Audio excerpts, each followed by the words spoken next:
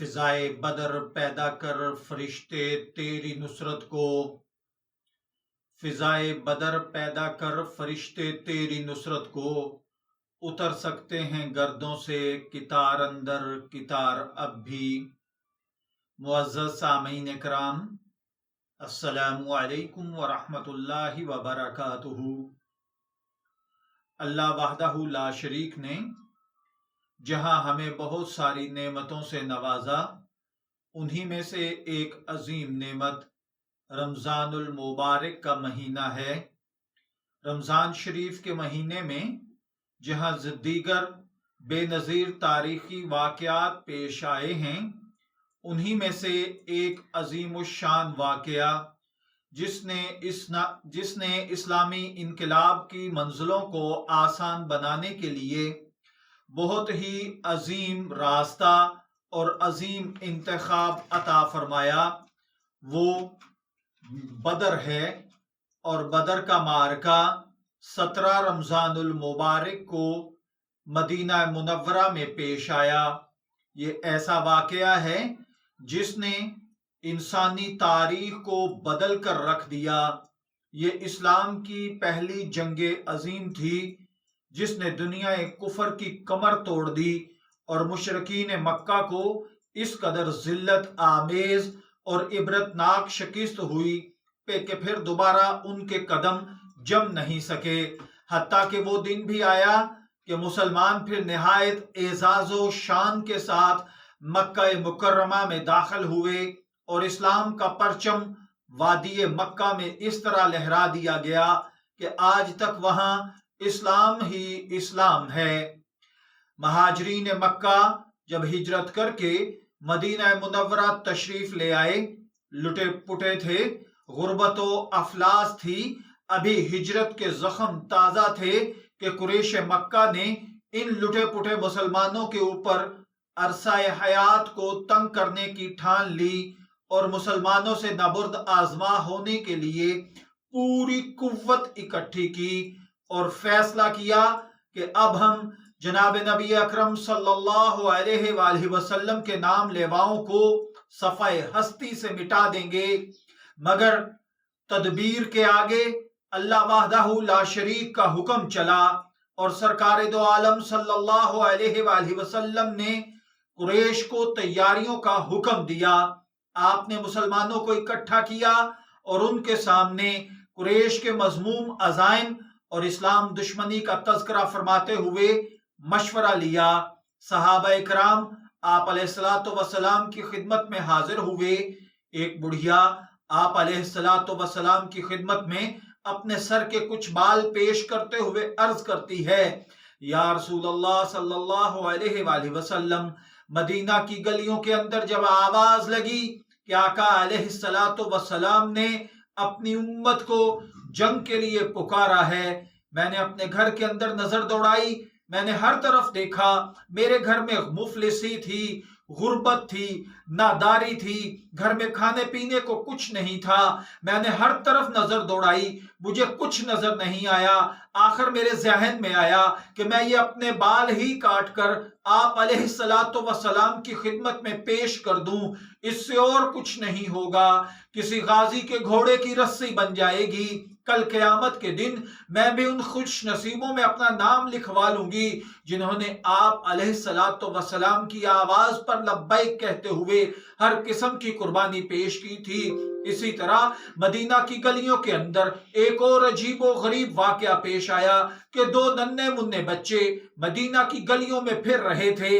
جب انہوں نے یہ آواز سنی تو نہایت ہی جوش و خروش کے ساتھ والہانہ انداز میں دوڑتے ہوئے اپنے گھر کے اندر اپنی بوڑھی ماں کے پاس پہنچے اور آپ علیہ السلام کے ساتھ میدان جنگ میں جانے کے لیے اجازت طلب کی۔ بچوں نے جب دیکھا وہ گھر میں انٹر ہوئے، ان کی ماں بیٹھی رو رہی ہے۔ ماں سے بچوں نے رونے کا سبب پوچھا۔ ماں بولی، آج سرکار دو عالم صلی اللہ علیہ وآلہ وسلم نے اعلان فرمایا ہے، اے کاش تمہارا باپ زندہ ہوتا، وہ آپ علیہ السلام کی خدمت میں حاضر ہو کر آپ کے ساتھ میدان میں جاتا، میرا کوئی جوان بھائی ہوتا، میری کوئی جوان اولاد ہوتی، میں آپ علیہ السلام کے ساتھ اسے روانہ کر دیتی، لیکن ہائے افسوس، نہ میرا شوہر زندہ، نہ میرا کڑیل جوان بھائی زندہ، نہ اللہ نے مجھے جوان اولاد سے نوازا۔ میں رو اس لیے رہی ہوں کہ آج آپ علیہ السلام کی خدمت میں پیش کرنے کے لیے میرے پاس کچھ نہیں ہے۔ بچوں نے اپنی والدہ کے گلے میں باہیں ڈال دی اور پیار سے عرض کیا، ہم جو اس سعادت میں شریک ہونے کو تیار ہیں۔ ماں کہتی ہے، بیٹا تم ابھی بچے ہو، جوان نہیں ہو۔ عرض کیا، اماں کیا ہوا؟ ہم جوان نہیں، کوئی بات نہیں، ہمارا ایمان جوان ہے، آپ اجازت دیجئے، کفر کے ہم چھکے چھڑا دیں گے۔ یہ وہی دو بچے ہیں جن کو تاریخ دنیا معاذ اور معوض کے نام سے جاتی ہے۔ ایک کی عمر 10 سال کے لگ بھگ ہے، دوسرا 8 سال کا ہے۔ چشم فلک عجب نظارہ دیکھتی ہے کہ یہ دو معصوم بچے پروانہ رسالت پر قربان ہونے کے لیے آپ علیہ السلام کی خدمت میں اپنی جان کو پیش کر دینا اپنے لیے ضروری سمجھتے ہیں۔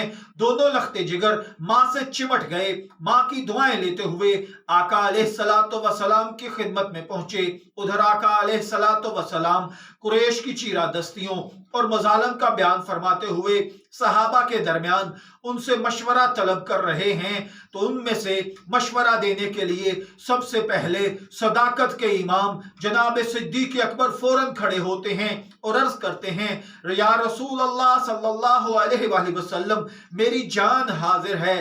آپ نے فرمایا، آپ تشریف رکھیے۔ اسی طرح فاروق اعظم رضی اللہ تعالیٰ عنہ کھڑے ہو کر اپنی جان کا نذرانہ پیش کرتے ہیں، مگر سرکار دو عالم صلی اللہ علیہ وآلہ وسلم کی منشاء مبارک تھی کہ انصار میں سے کوئی بولے۔ آپ ابھی کچھ فرمانا ہی چاہتے تھے کہ حضرت مقداد نے ایک ایسی تقریر فرمائی کہ عرش و فرش پر صحابہ کی جانثاری کی دھوم مچ گئی۔ یا رسول اللہ، جس چیز کا اللہ نے آپ کو حکم دیا ہے آپ اس کو انجام دیجئے، ہم سب آپ کے ساتھ ہیں۔ اللہ کی قسم، ہم بنی اسرائیل کی طرح ہرگز نہیں کریں گے کہ اے موسیٰ تم اور تمہارا رب جا کر لڑو، ہم تو یہی بیٹھے ہیں، بلکہ ہم آپ سے عرض کرتے ہیں کہ آپ اور اللہ وحدہ لا شریک ہمیں جس چیز کا حکم دیں گے ہم پروانوں کی طرح آپ کے ساتھ چلیں گے، آپ کے ہر حکم کے اوپر اپنی جان، مال، اولاد سب کچھ قربان کر دیں گے۔ ادھر حضرت عبداللہ ابن مسعود کھڑے ہوتے ہیں اور عرض کرتے ہیں، سرکار دو عالم صلی اللہ علیہ وآلہ وسلم حضرت مقداد کا جواب سن کر مسرور ہوتے ہیں، آپ کا چہرہ انور مسرت سے جگمگا اٹھتا ہے کہ حضرت سعد بن معاذ کھڑے ہوتے ہیں اور عرض کرتے ہیں کہ یا رسول اللہ صلی اللہ علیہ وآلہ وسلم، ہم آپ پر ایمان لائے، آپ کی تصدیق کی، اس امر کی گواہی دی کہ آپ جو کچھ لائے ہیں وہ حق ہے، ہم نے اطاعت کی، جانثاری کے معاملے میں ہم آپ کو پختہ عہد دے چکے ہیں۔ یا رسول اللہ صلی اللہ علیہ وآلہ وسلم، آپ مدینہ سے کسی اور ارادے سے نکلے تھے، مگر اللہ تعالیٰ نے اب ہمیں ایک دوسری شکل پیدا فرما دی ہے، آپ کا جو منشاء مبارک ہو آپ اس پر چلیں، آپ جس سے جو چاہیں گے آپ تعلقات قائم فرمائے، جس سے چاہیں تعلقات کو توڑ لیں، جس سے چاہیں صلح کریں، جس سے چاہیں جنگ کریں، آپ ہر حال میں ہمیں اپنے ساتھ پائیں گے۔ ہمارے مال جس قدر چاہیں آپ لے لیں، جس قدر چاہیں ہمارے لیے چھوڑ دیں، ہمارے لیے وہ مال جو آپ لے لیں گے اس سے زیادہ محبوب ہوگا جو آپ ہمارے لیے چھوڑ دیں گے۔ آپ ہم کو حکم دیں، ہم اس کے تابع ہیں، آپ ہم کو حکم دیں گے، ہم جہاں کہیں گے ہم وہاں جانے کے لیے تیار ہیں۔ قسم ہے اس رب کائنات کی جس نے آپ کو حق دے کر بھیجا، اگر آپ ہمیں حکم دیں گے کہ سمندر میں چھلانگ لگا دیں، ہم اسی وقت کود پڑیں گے، ہم میں سے کوئی پیچھے نہیں رہے گا۔ یہاں پر دیکھیے صحابہ کرام کے ایمان کا اندازہ فرمائیے۔ آپ علیہ السلام سے عرض کرتے ہیں، جو آپ کے ہیں وہ ہمارے ہیں، جو آپ کے نہیں وہ ہمارے نہیں، آپ کی دوستی ہماری دوستی، آپ کی دشمنی ہماری دشمنی۔ آپ ہمیں سمندر میں کودنے کا حکم دیں گے، ہم مڑ کر نہیں دیکھیں گے، ہم نہیں سوچیں گے، ہم سمندر میں چھلانگ لگا دیں گے۔ آپ کا فیصلہ، آخری ہوگا، آپ جو کہیں گے ہماری جان بھی جائے گی، ہم اس کو پورا کریں گے۔ صحابہ کرام کے اس ولولے اور ایمان افروز واقعات کے بعد صحابہ کرام کو اللہ کے نبی نے لشکر کو تیاری کا حکم عطا فرمایا۔ مگر ادھر دیکھیے کیا ہوتا ہے، روانگی سے تھوڑی دیر پہلے آپ نے ضروری سمجھا کہ اس لشکر کے اندر جو کمزور ہیں، جو بیمار ہیں، جو بچے ہیں، ان کو یہیں سے گھروں کے لیے رخصت کر دیا جائے۔ چنانچہ کمانڈر ان چیف کی حیثیت سے آپ علیہ السلام نے نبوت کی نگاہیں لشکر کے اوپر دوڑانا شروع کی۔ جو بیمار نظر آتا آپ اسے واپسی کا حکم عطا فرماتے، جو معذور نظر آتا آپ اسے واپسی کا حکم دیتے۔ اچانک کیا ہوتا ہے، ایک بچہ سامنے نظر آتا ہے، اپنے پنجوں کی انگلیوں کے اوپر کھڑا ہو کے اپنا قد بڑا کر کے دکھا رہا ہے۔ آقا آپ علیہ السلام اس طرف دیکھتے ہیں اور مسرت کا اظہار فرماتے ہیں، مگر چونکہ عمر چھوٹی ہے اس لیے آپ نے ارشاد فرمایا تم واپس جاؤ، اپنی والدہ کی خدمت کرو، تم وہاں رہو گے، تمہیں اس جنگ کا ثواب مل جائے گا۔ اس نے پرنم آنکھوں سے عرض کیا، یا رسول اللہ اب اگر میں واپس جاؤں گا ماں کا کلیجہ منہ کو آئے گا، وہ افسردہ خاطر ہو جائے گی، افسوس کرے گی، نامعلوم ہمارے آقا نے میرے بچوں کو کیوں قبول نہیں کیا، مہربانی فرمائیے مجھے واپسی کا حکم نہ دیجیے۔ اسی طرح وہ بچہ بارگاہ رسالت کے اندر قبولیت کا شرف حاصل کر لیتا ہے۔ آپ علیہ السلام تھوڑا آگے بڑھتے ہیں، اسی طرح کا ایک اور چھوٹا بچہ اپنی ایڑیوں کو کھڑا کیے، پنجوں کو اوپر کھڑا ہو کے اسی جذبے کے ساتھ پھر تن کے کھڑا ہے۔ حضور علیہ السلام دیکھ کر مسکرا دیے، مگر یہ تو بہت چھوٹا ہے، اس لیے اسے بااصرار آپ علیہ السلام نے فرمایا تم اپنے گھر جاؤ، ابھی تم بڑے نہیں ہوئے، تمہیں میں اپنے ساتھ نہیں لے کر جاؤں گا۔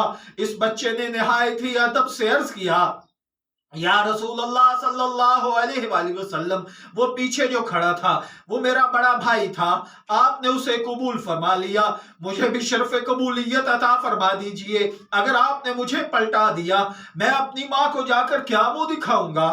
میری ماں کہے گی تیرے اندر کوئی خوبی نہیں تھی، تجھے آقا ساتھ نہیں لے کر گئے، وہ کہے گی تجھ میں کوئی جوہر نہیں تھا، یا رسول اللہ مجھے بھی قبول کر لیجئے۔ آپ علیہ السلام نے فرمایا نہیں، تم ابھی بچے ہو، تم بہت چھوٹے ہو، تم واپس جاؤ۔ اتنے میں اس بچے کے ذہن میں ایک تجویز آتی ہے اور وہ آقا علیہ السلام کی خدمت میں عرض کرتا ہے، آقا آپ میری کشتی میرے بڑے بھائی کے ساتھ کروا لیں، اگر میں نے اس کو گرا لیا تو آپ مجھے ساتھ لے جائیے گا، اگر نہ گرا سکا تو جو آپ کی خوشی، جو آپ کی مرضی، میں واپس پلٹ جاؤں گا۔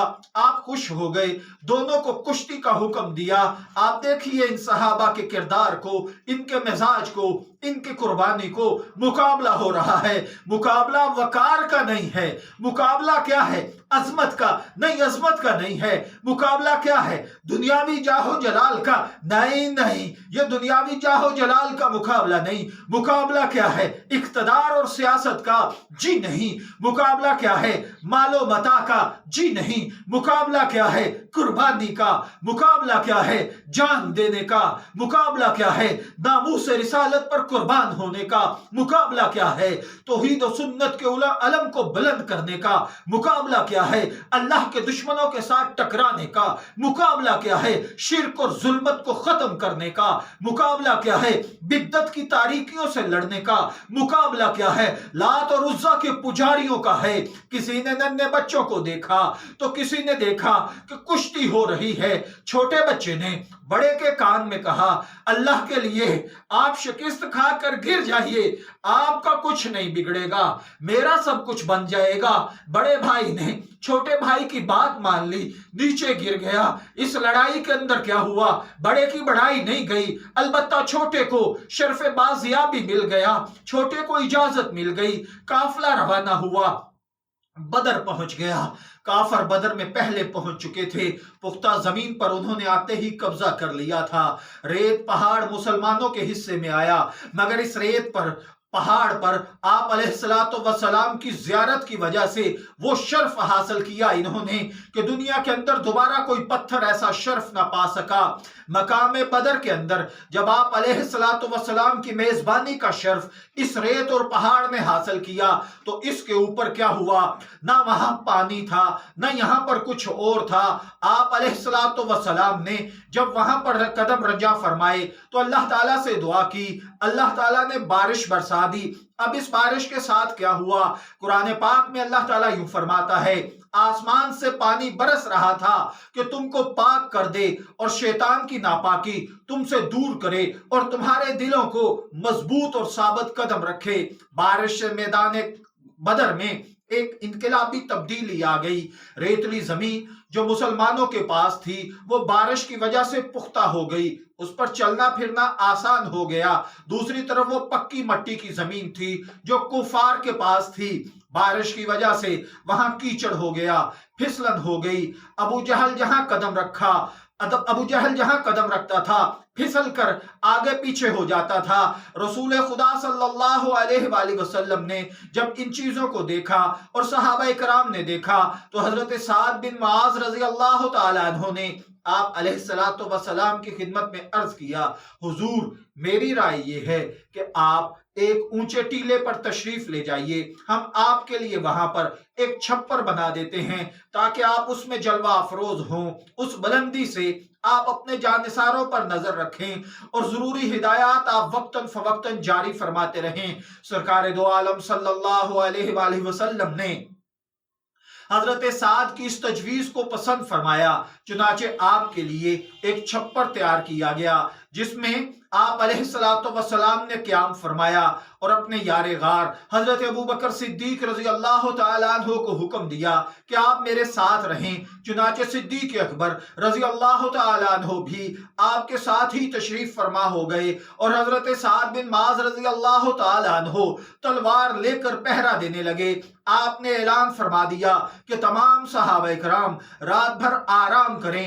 چنانچہ صحابہ کرام نے سرکار دو عالم کے ارشادات کے پیش نظر رات بھر آرام کیا۔ تمام صحابہ کرام آرام فرما ہو گئے تو سرکار دو عالم صلی اللہ علیہ وآلہ وسلم پوری رات شب بیدار رہے۔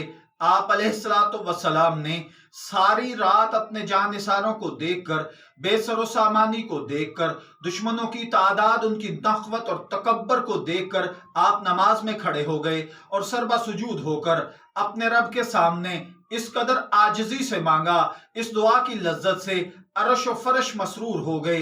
دعا کی کیفیت بے مثال تھی۔ کبھی آپ اپنے خدا کے حضور ہاتھ پھیلا دیتے، کبھی آنسوؤں کے موتیوں سے رحمت خداوندی کو متوجہ فرماتے۔ محویت کا یہ عالم تھا، چادر کندھوں سے گر پڑتی تھی، ریش مبارک آنسوؤں سے تر بتر تھی۔ خوش قسمتی تھی زمین بدر کی کہ جس کے سینے پر نبوت صلی اللہ علیہ وآلہ وسلم کے آنسو گر رہے تھے۔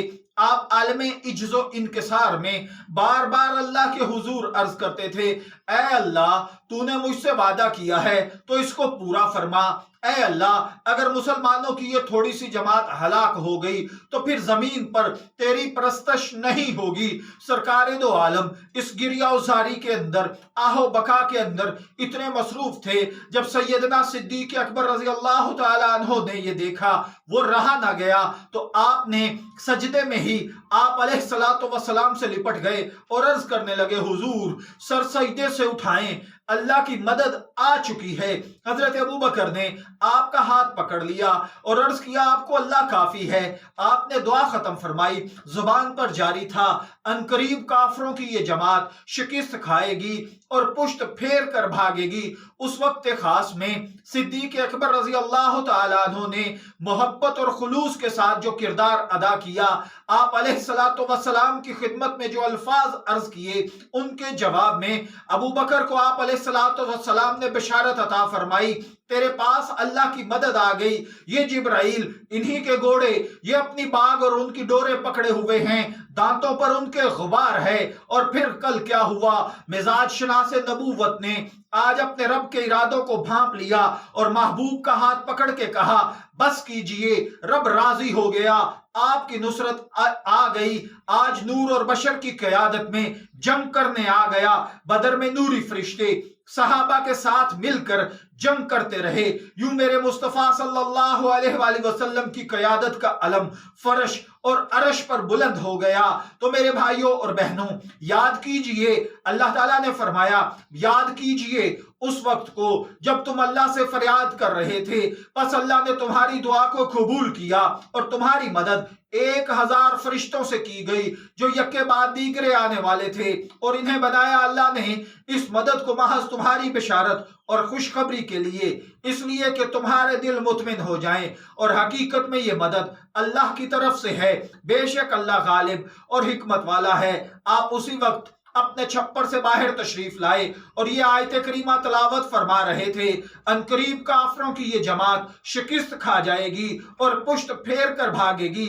پس جنگ کا نقشہ بدل گیا۔ صحابہ کرام کے قدرت نے دل بڑھا دیے، حوصلے بلند کر دیے۔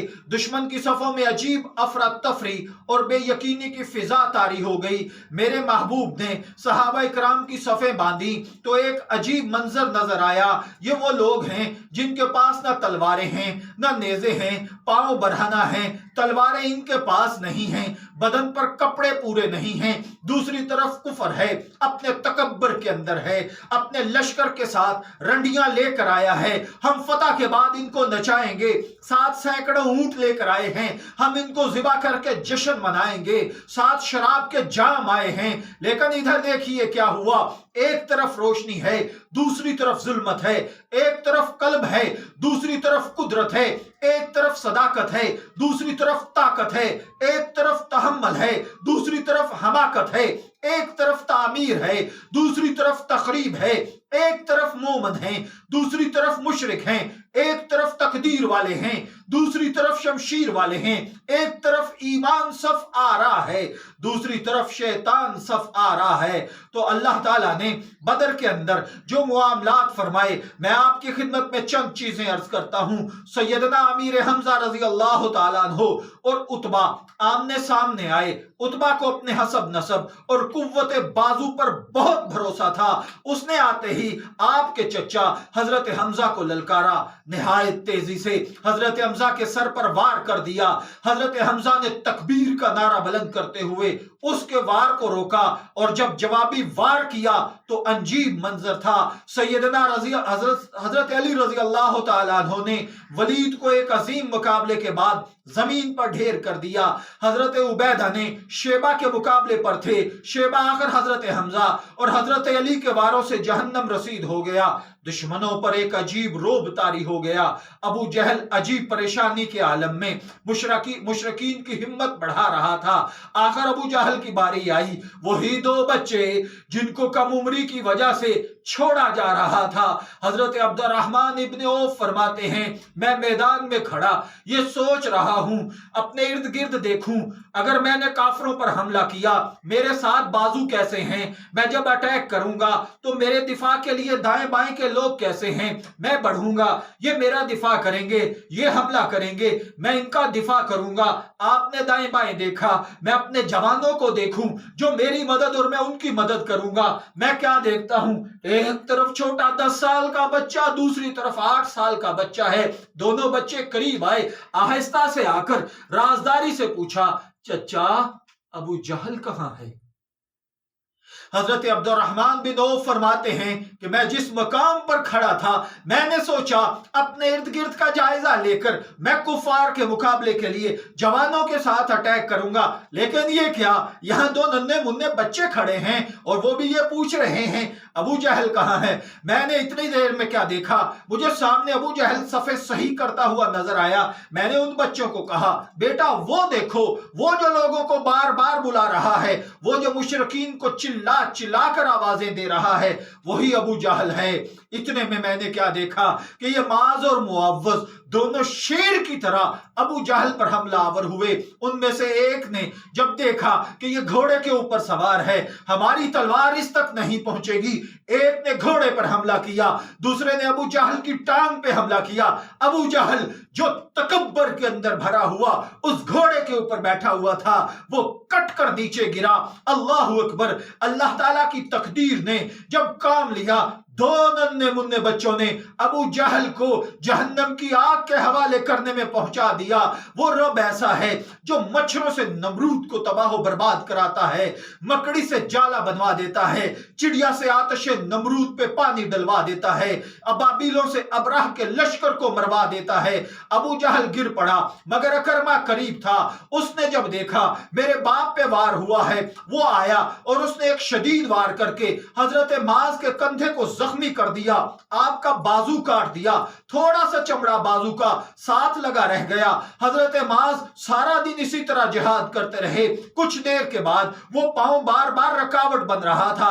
جب انہوں نے یہ دیکھا، پاؤں کے نیچے اپنے ہاتھ کو رکھا اور کھینچ کر جو تھوڑی سی چمڑی جسم کے ساتھ لگی ہوئی تھی اسے بھی چھڑوا دیا اور کہا کہ جو جسم کا حصہ میرے نبی کے حکم کو پورا کرنے کے اندر رکاوٹ بن رہا ہو، اس جسم کے حصے کو جسم کے ساتھ رہنے کی اجازت نہیں ہے۔ تو میرے بھائیوں اور بہنوں، سرکار دو عالم صلی اللہ علیہ وآلہ وسلم اپنے دست مبارک کے اندر مٹی اٹھاتے ہیں اور مٹی بھر کر کافروں کی طرف پھینکتے ہیں۔ یہ پھینکی گئی مٹی مشرکین کے چہروں کو جھلسا دیتی ہے، ان کی آنکھیں چدھیا جاتی ہیں، افراتفری کے عالم میں کافر بھاگنا شروع کرتے ہیں، ایک دوسرے کو روندنے لگتے ہیں۔ فرشتوں کے پے در پہ وار کے ساتھ مشرکین کی صفیں تتر بتر ہو گئی۔ بالآخر فتح و نصرت سے مسلمانوں کو اللہ تعالیٰ نے سرفراز کر دیا، کفر کی کمر ٹوٹ گئی، اسلام کا بول بالا ہو گیا۔ اس دن 70 سے زیادہ بڑے بڑے کافروں کے سردار ان بے سر و سامان مسلمانوں کے ہاتھوں قتل ہو گئے اور 70 سے زیادہ لوگ گرفتار ہوئے۔ اس میدان کے اندر جب ایمان والوں نے قربانیاں پیش کی، کفر کی طاقت ٹوٹ گئی۔ وہ تو شکر ہے کہ اس وقت میڈیا کا دور نہیں تھا، سوشل میڈیا نہیں تھا، ورنہ اس وقت کے اخبارات میں اور سوشل میڈیا پر خبریں لگتی، دو ننھے منھے بچوں نے دنیا کے فرعون کو، ابو جہل کو تہ تہ کر دیا، کفر کے 70 برج الٹ دیے گئے، 70 سے زیادہ گرفتار ہوئے۔ تو میرے بھائیوں اور بہنوں، اس واقعے سے، اس جنگ سے ہمیں یہ حوصلہ اور یہ سبق ملتا ہے کہ اگر مسلمان، اگر ایمان والا حق پر، سچ پر ہوگا، ان کی تعداد قلیل ہی کیوں نہ ہو، اللہ تعالیٰ ان کو کثرت پر غالب کر دے گا۔ میں دعا گو ہوں کہ اللہ تعالیٰ ہمیں ان باتوں پر عمل کرنے کی توفیق عطا فرمائے۔ اجازت چاہوں گا، وما علینا الا البلاغ المبین۔